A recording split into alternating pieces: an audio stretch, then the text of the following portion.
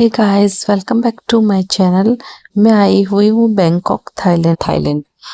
मैं अपनी फैमिली के साथ मिनी वेकेशन के लिए आई थी। हमारा ट्रिप अराउंड 1 वीक का था और ये दिन था योगिनी एकादशी का, जिस दिन हमारी रिटर्न फ्लाइट थी इंडिया के लिए। बट उस दिन योगिनी एकादशी थी तो मैंने वहाँ पे भी उपवास अपना कंटिन्यू रखा और उस दिन हमारा दिन फ्री था तो मैंने डिसाइड किया था कि हम जाएंगे इस्कॉन टेम्पल।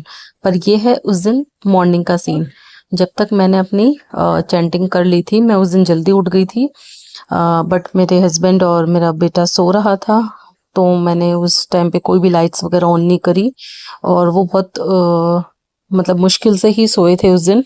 इस वजह से मैंने कुछ भी उस दिन शावर वगैरह नहीं लिया था अर्ली। अदरवाइज मैं उठते ही first thing in the morning shower लेने का ही काम करती हूँ। बट उस दिन मैंने वो चीज़ अवॉइड करी कि किसी भी तरीके की आवाज़ से वो लोग डिस्टर्ब ना हो, उठ ना जाए इसलिए। ये है मेरे होटल की रूम से जो विंडो है वहाँ से सीन। और ये जब मैं उठ गई थी तो फिर मुझे लगा मैं कुछ भी नहीं कर सकती, तो फिर मैंने तब तक सोचा कि क्यों ना मैं अपनी चैंटिंग पूरी कर लूँ। और वो चैंटिंग पूरी करने तक वो लोग उठ चुके थे और सुबह भी हो चुकी थी। उसके बाद हम लोगों ने अपना शावर वगैरह डन किया और हम लोग चले गए होटल के ब्रेकफास्ट में। वैसे तो एकादशी व्रत हर सनातनी को, हर मनुष्य को करना चाहिए और अनवरत करना चाहिए, मृत्यु पर्यंत तक करना चाहिए। पर फिर भी अभी भी हमारे समाज में लोग अपनी सुविधा के अनुसार ही एकादशी व्रत का पालन करते हैं। इवन मुझे भी कुछ लोगों ने मना किया था कि ट्रेवल में सरवाइव नहीं हो पाएगा तो you should skip that. But पता नहीं मेरी अंतरात्मा इसे स्वीकार नहीं कर रही थी। मुझे ऐसा था कि नहीं, जैसा भी होगा वी विल सी, बट मैं ये उपवास रखूंगी। और लकीली वहाँ पे एक इस्कॉन टेम्पल भी था तो मैंने सोचा कि ठीक है वहाँ चलेंगी। हमारे पास उस दिन वैसे भी लेज़र डे था, हमारी फ़्लाइट के टाइमिंग के पहले का हमारे पास पूरा जो फर्स्ट हाफ डे था वो पूरा फ्री था। तो मैंने सोचा उसको यूटिलाइज़ करने के लिए हम टेम्पल पे जाएंगे। तो जब तक वो लोग नहीं उठे थे तब तक मैंने अपनी चैंटिंग करी और उसके बाद तक सनराइज भी हो गई थी और फिर हम सब लोगों अपना शावर वगैरह लेकर रेडी हो गए। और ये मैंने वहाँ की जो बुफे ब्रेकफास्ट था उसके अंदर से ये कुछ फ्रूट्स खाए थे और जो वहाँ पे जूस के ऑप्शंस थे उनमें से जूस पी लिया था, क्योंकि मुझे पता था कि इसके बाद में मुझे वहाँ पे ऑप्शंस नहीं मिलेंगे। क्योंकि अगर आप फॉरेन कंट्री में हो, वहाँ पे अगर आपका खुद का घर है, रिलेटिव्स है तो अलग बात है, otherwise it's hard to survive during fast. आपको कुछ भी वेजिटेरियन सात्विक ऑप्शन मिलना विदाउट ग्रेन्स पल्सेस का मुश्किल हो जाता है। तो ये देखिए हम लोग इस्कॉन टेम्पल पहुंच गए थे और ये वहाँ का जो इस्कॉन टेम्पल एक बिल्डिंग के रूप में है। जैसा इंडिया में होता है वैसा नहीं है, जो मंदिर का जो स्ट्रक्चर होता है बाहर से वैसा नहीं है। ये रेगुलर बिल्डिंग है। बिल्डिंग के एंट्रेंस पे ही एक शूज़ रैक बनी हुई है जहाँ हम लोगों ने हमारे शूज़ रिमूव किए। और ये अंदर ग्राउंड फ्लोर के ऊपर एक बड़ा सारा हॉल बना हुआ है जिसके अंदर इन्होंने अपनी शॉप कर रखी। जैसा इंडिया में हर इस्कॉन टेम्पल में हम देखते हैं शॉप्स होती है, वहाँ पे बुक्स, आपको कंठी माला, गोपी ड्रेस वगैरह सब इजीली मिल जाती है। तो इसी तरीके से वहाँ पे भी उस फ्लोर के ऊपर कुछ भक्त थे जो शायद मुझे लगता है ठाकुर जी की पोशाक बना रहे थे और साइड में वहीं पे एक शॉप बनी हुई थी जहाँ प्रभु जी खड़े थे। और ये देखिए जैसा इंडिया में होता है वैसे ही सब पूजा मटेरियल भी आपको मिल जाएगा। शिला प्रभुपाद की सारी बुक्स आपको इजीली वहाँ मिल जाएगी। और तो ऐसा नहीं है कि वहाँ पे कुछ अलग होता है, वहाँ पे भी इस्कॉन टेम्पल्स में डिवोटीज बिल्कुल वैसा ही वर्शिप करते हैं। इनफैक्ट नॉट ओनली वहाँ पे, मतलब ऑल ओवर द वर्ल्ड सारे इस्कॉन टेम्पल्स का। ये नीचे जो हॉल था उसके अंदर बहुत सारी एकदम प्रिटी बहुत प्रिटी पेंटिंग्स लगी हुई थी, काफी सारी। और ये मैं अब जा रही हूँ फर्स्ट फ्लोर के ऊपर। तो वहाँ कोई लिफ्ट नहीं थी, हम लोग सीढ़ी से गए थे। ये हम लोग गए फर्स्ट फ्लोर पे तो वहाँ पे बना हुआ था, ये देखिए एक और पेंटिंग लगी हुई है। वहाँ इन लोगों ने बना रखा था किचन। अच्छा, यहाँ पे मैं एक्सपेक्ट कर गई थी कि शायद मुझे वहाँ भी गोविंदा रेस्टोरेंट मिलेगा, बट मुझे एक प्रभु जी ने बताया कि यहाँ गोविंदा रेस्टोरेंट पहले हुआ करता था, क्योंकि पहले ये टेम्पल किसी दूसरी लोकेशन पे था और जब से टेम्पल इस लोकेशन पे शिफ्ट हुआ तब से रेस्टोरेंट नहीं है।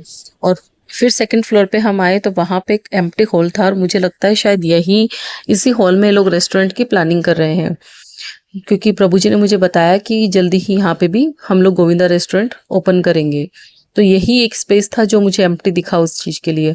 और फिर थर्ड फ्लोर पे जब हम जाते हैं तो वहाँ एक बाहर ऐसे डेस्क लगी हुई थी और एक और बहुत प्रिटी राधा कृष्ण की पेंटिंग, और ये अंदर ऑल्टर, ये जो टेम्पल हॉल था जहाँ श्रील प्रभुपाद की स्टेचू, श्रील प्रभुपाद की मूर्ति और साथ ही साथ श्री श्री राधा गोविंद की प्रतिमा आपको दिखाई देगी।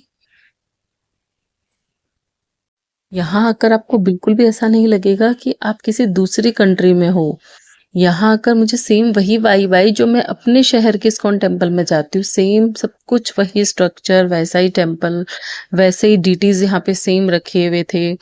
और जैसे गिरिराज जी थे, तुलसी महारानी थी, और छोटे डीटीज, बड़े डीटीज, और सब कुछ एवरीथिंग, उनका श्रृंगार करने का pattern, everything was very very same similar.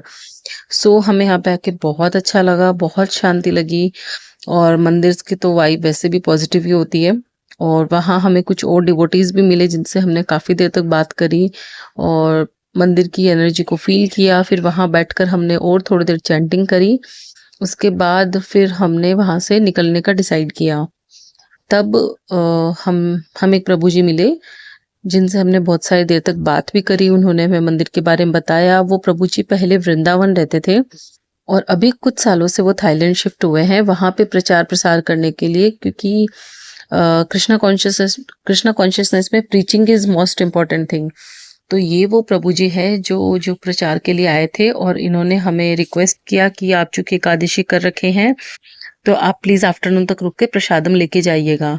Although वहाँ पे लंच प्रसाद जो था वो वहाँ के इनर रेजिडेंट्स के लिए था, बट उन्हें लगा कि हम आउटसाइडर हैं और हमारी आज की फ़्लाइट और हमारे पास कुछ भी ऐसा ऑप्शन नहीं है कि हम कहीं और जाकर एकादशी प्रसाद पा सकें। तो उन्होंने हमसे रिक्वेस्ट करी कि आप लेके जाइएगा।